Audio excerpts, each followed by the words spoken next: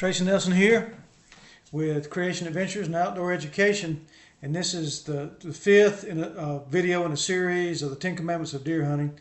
And so these are really simple, these last two, and but number 9 is where we're at. Number 9 is simply, hey, we need to be prepared with our bodies for hunting, to go the long haul, okay? And I know out west, it's a rigorous thing when you're hunting out there because you're doing a lot of walking, and you know a lot of times when you kill an animal, you're having to carry the meat out and things like that. So it can be a very physically demanding thing to hunt out west. But it can also be that way here in the South. Now, a lot of people, look, if you like driving to your stand or your shooting house, and that's the way you like to hunt, then more power to you. That's fine. But I do believe that one of the keys to success in any kind of hunting endeavor is to be physically fit. I'm not talking about being like a marathon runner or something like that, but keeping your strength, keeping your cardiovascular system in check, keeping your your leg strength up, and so that in order to do that, then every day you really need to be doing some kind of activity besides just working, okay? Walking, doing some calisthenics, doing some body weight exercises. And the way I like to hunt is fairly physically demanding. Now, I may only move a mile in a day's hunt, but when I'm moving slow and I'm stalking, and every step is taking me 30 to 45 seconds, then that's a real taxing on the legs. And so if the better physical condition I'm in, the longer I can last on the hunt, okay? And then even here in the Southern Appalachians, when sometimes you shoot a deer and it runs off a bluff, and you've got to get that deer out of there, then that's when your body will speak to you and tell you whether you're in a pretty good physical condition, or you need to do some work, okay? So preparing for the hunt, and you do that months in advance, okay? And then finally, number 10 is and I had another one that I was going to throw out there, but that would be 11 commandments, and that makes no sense. So number 10 is kind of icing on the cake, and that's this: mentally, I am planning for success.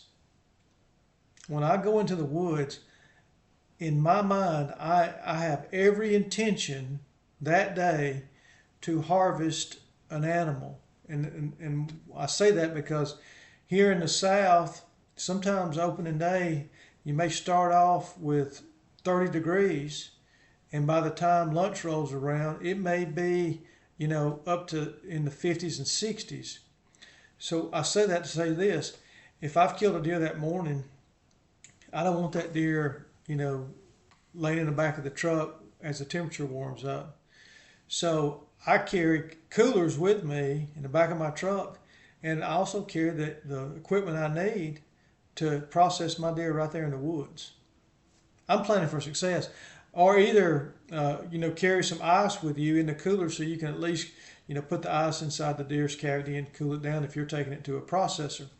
But I'm planning for success, and so I think that's a real critical component for success, is to plan for success. If I've done all these other 9 things correctly, and I'm ready, I've got the right equipment, I'm hunting not a spot, but I'm hunting where the deer are. I'm hunting the whole time. I have the proper equipment. I know my area, okay? And I'm putting all these things together. I have my equipment I need in case the shot doesn't go exactly like I want it to, and the deer doesn't fall where I want it to fall. And I'm controlling the things that I can control, okay? And then I'm arranging my hunt based on those things I can't control. Also, I'm adapting to how the wind's blowing, what the weather's doing, and things like that, and how the deer are moving. So and I'm going to be there. I'm going to try to hunt as long as I can so that I'll be there when the deer do decide to get up and move. If I'm doing all those, then I'm planning for success. I have every intention on. In other words, I believe that I'm going to see deer and I'm going to harvest deer. If I don't, that's fine, but I'll know that I've done everything that I could do with those other 9 things to try to help me have success that day.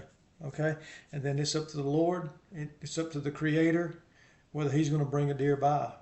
And even though I've done all these things, I'm going to give Him the glory and Him the honor, and I'm going to give Him the thanks for bringing that deer my way. So anyway, that's the 10 Commandments of deer hunting.